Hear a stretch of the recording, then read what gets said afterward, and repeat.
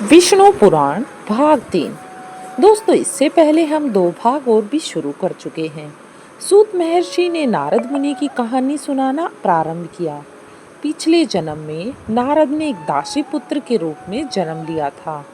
वह दासी एक भक्त के घर काम किया करती थी। उस भक्त के घर में सदा ऋषि मुनि, साधु संत, अतिथि सत्कार पाया करते थे। बालक नारद उन ज्ञानियों की सेवा में लगा रहता था। जरूरत के वक्त उन्हें पानी पिलाया करता था। विष्णु भगवान की महिमाओं की चर्चा भी बड़ी श्रद्धा व भक्ति से सुनता था।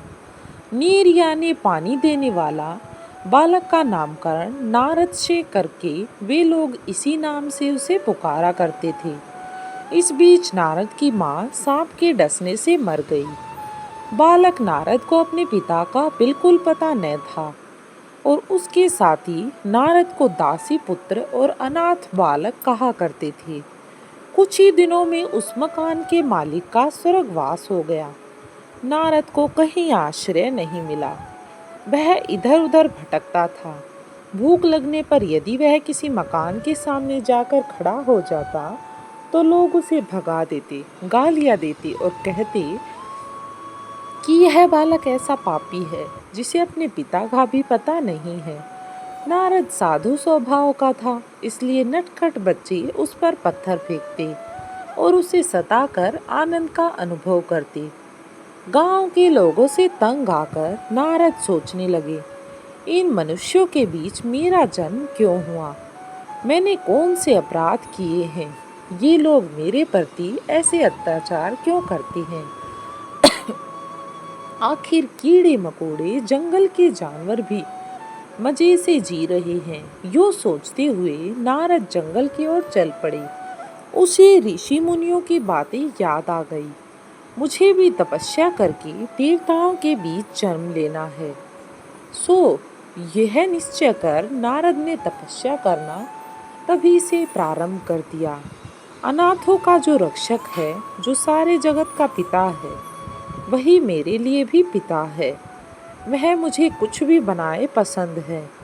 इस प्रकार सोचते नारद ने समय का ख्याल किए बिना भयंकर तपस्या शुरू कर दी। नारद की तपस्या पूर्ण हो गई। उसके भीतर एक तेज ने प्रवेश किया। एक ज्योति के रूप में प्रत्यक्ष होकर विष्णु भगवान ने कहा, वत्स नारद, तुम मेरे अंदर विलीन होने जा रही हो। इसके बाद तुम ब्रह्मा के मानस पुत्र के रूप में जन्म धारण करोगे। तुम चिरंजीवी होकर तीनों लोकों का भ्रमण करते हुए सदा मेरी स्तुति किया करोगी। इसके बाद नारद ने विष्णु के अंश को लेकर ब्रह्मा के मानस पुत्र के रूप में जन्म लिया और देव मुनि के रूप में पूजे जाने लगे। विष्णु भगवान की लीलाओं के अवतारों में एक नारद का अवतार भी बताया गया है। ऐसे नारद मुनि से उपदेश पाकर ध्रुव तेज गति के साथ आगे बढ़े चले जा रहा था। उस समय उत्तम कुमार रोते हुए आ पहुंचा और ध्रुव के सामने हाथ फैलाकर उनको रोकते हुए बोला, भैया आप कृपया जंगल में मत जाइए। आप जंगल में चले जाएंगे तो मैं किसके साथ मिलकर हरि का भजन करूंगा? मेरी माताजी ने आपको डांटा, पर मैंने क्या किया है? मुझ पर आप क्यों नाराज होते हैं? आप रुक जाइए। सो यूं कहते हुए उत्तम फूट फूट कर अपने भाई के लिए रोने लगा। ध्रुव ने उत्तम कुमार के गले लगकर समझाया, मेरे छोटे भैया, मेरी माताजी ने मुझे जन्म दिया है। मुझे क्या यह साबित नहीं करना कि मेरी माताजी भी महान है? इसलिए मैं जा रहा हूँ आज अपनी माँ की कोख को सम्मान दिलवाने के लिए। उत्तम बोला, तब तो मैं भी आपके साथ चलूंगा।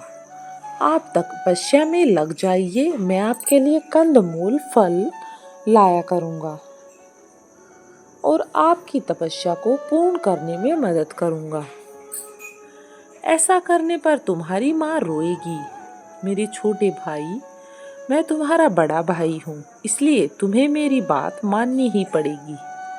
सो जाओ, ध्रुव ने कहा। ध्रुव के मुंह से ये बातें सुनकर उत्तम कुमार वहीं पर लुढ़क पड़ा और रोने लगा। सुरुचि आकर उसे समझाने लगी। इस पर उत्तम गुस्से में आकर बोला, माँ तुम मुझे छुओ मत, तुम्हारी वजह से ही बड़े भैया जंगल में जा रहे हैं, मुझे छोड़कर जा रहे हैं। सुरुचि लज्जा के मारे सर झुकाकर अपने को कोसने लगी। मैं पापिन हूँ, ऐसी ही कारण यह सब हुआ है।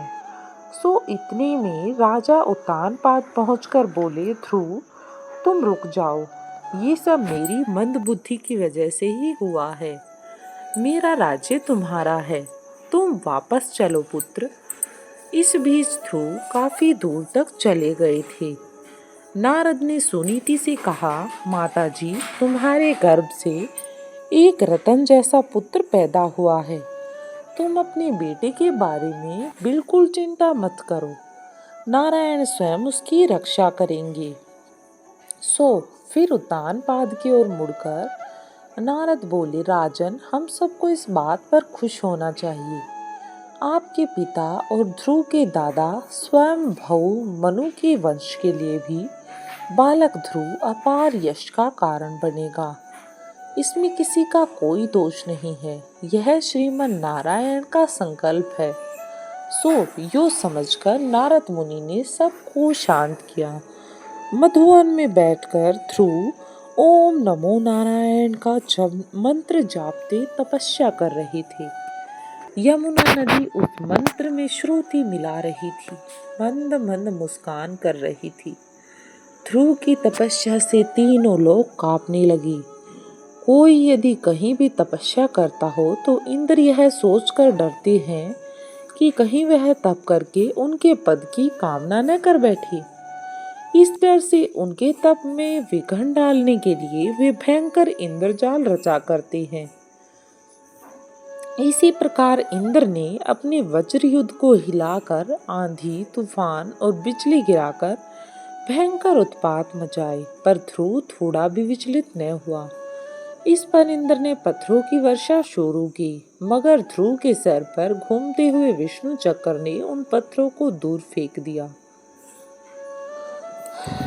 उस समय नारद ने जाकर इंद्र को समझाया, आपने ध्रुव को साधारण बालक मात्र समझा है, आप उनका कुछ भी बिगाड़ नहीं सकते, आपको व्यर्थ में अपमानित होना पड़ेगा। इंद्र पद तो ध्रुव के लिए घास के तिनके के बराबर है, उसे तो ऐसा कोई पद चाहिए ही नहीं। अंत में ध्रुव की तपस्या पर प्रसन्न होकर विष्णु भगवान प्रत्यक्ष हुए और ध्रुव विष्णु के पैरों से लिपटकर अपार आनंद के मारे मुक रह गए। वे अपने मन में सोचने लगे, भगवान मैं पूर्ण हृदय से आपकी स्तुति करना चाहता हूँ, लेकिन मैं एक छोटा बालक हूँ, आपकी स्तुति करने के लिए मेरे पास शब्द नहीं है। मुझे नहीं पता कि कैसे आपकी स्तुति करनी है।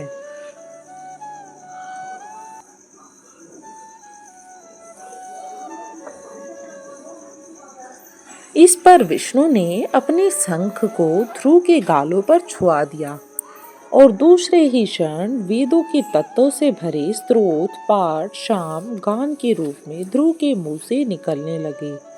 विष्णु ने मदहास करते हुए पूछा, ध्रुव मांग लो, तुम क्या चाहते हो?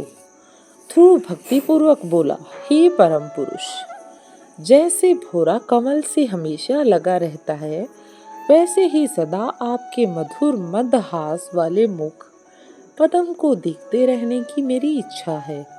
इससे बढ़कर मैं कुछ नहीं चाहता। अच्छी बात है, लेकिन पहले तुम अपने राज्य में जाकर धर्म का पालन करते हुए शासन करो। इसके बाद तुम मेरे विश्व रूप का सिरोभाग बने ध्रुव पद पर पहुंच जाओगे। कल्पांतों के बाद भी तुम उस अचल पद को ग्रहण कर सदा प्रकाशमान रहोगे। सो यो समझाकर विष्णु भगवान अंतर ध्यान हो गए। इसलिए ध्रुव को अनुग्रह प्रदान करने वाले विष्णु का अवतरण ध्रुव नारायण अवतार वंश कहा गया है। इसके बाद ध्रुव अपनी महिष्मतिपुरी में आ गए। उत्तानपाद ध्रुव को अपना राज्य सौंपकर तपस्या करने चले गए। उत्तम कुमार का अभी तक विवाह नहीं हुआ था। राज धर्म के अनुसार जंगली जानवरों से जनता की रक्षा करने के लिए वह शिकार खेलने गया। हिमालय की पहाड़ी जंगलों में दुष्ट यक्षों ने उस पर हमला करके उसको मार डाला। अपने पुत्र की मृत्यु पर सुरुचि दुखी होकर वहां पर पहुंची और जंगल के दावानल में फंसकर भस्म हो गई। ध्रुव ने यक्षों का नाश करने के लिए यक्षनगर अलकापुरी को घेर लिया। मायावी यक्षों ने शुद्र मायावा का उन पर प्रयोग किया। ध्रुव ने नारायण अस्त्र के द्वारा मायाओं को विफल बनाकर उनको हरा दिया। यक्षराज कुबेर ध्रुव की शरण में आए। उनसे मैत्री करके उनको संपत्ति देकर वापस भेज दिया। ध्रुव के कई पुत्र हुए। उन्होंने अनेक वर्षों तक आदर्श शासन द्वारा स्वयंभू मनुवंश को यश प्रदान किया। अनेक वर्षों तक शासन करने के बाद ध्रुव ने अपने ज्येष्ठ पुत्र को राज्याभिषेक किया और वह बद्री का आश्रम में चले गए। वहां पर भगवान विष्णु का ध्यान करते हुए स्वर्ण शरीर को प्राप्त किया। भगवान विष्णु के आदेश पर उनके सेवक एक विमान ले आए। वे लोग भी विमान देखने में विष्णु के समान थे और उनके भी 4-4 हाथ थे। ध्रुव उन दूतों से बोले, मेरी माताजी के लिए जो पद प्राप्त नहीं है उसकी मुझे जरूरत भी नहीं। इस पर विष्णु के दूतों ने उनके आगे एक दिव्य विमान में जाने वाली सुनीति को दिखाया। इसे देख ध्रुव प्रसन्न हो उठे। वे विमान पर सवार होकर ग्रह मंडल, नक्षत्र मंडल तथा सप्तऋषि मंडल को पार कर ध्रुव पद पर पहुँचे। ध्रुव मंडल को विष्णु पद भी कहते हैं। विष्णु का निवास वैकुंठ भी वहीं पर है। ध्रुव देती में गोलोक भी होता है। गोलोक में विष्णु प्रकृति स्वरूपिणी राधा देवी के साथ वेणुगान करते हुए आनंद भोगते हैं। गोलोक के ऊपर गहरा अंधकार छाया रहता है।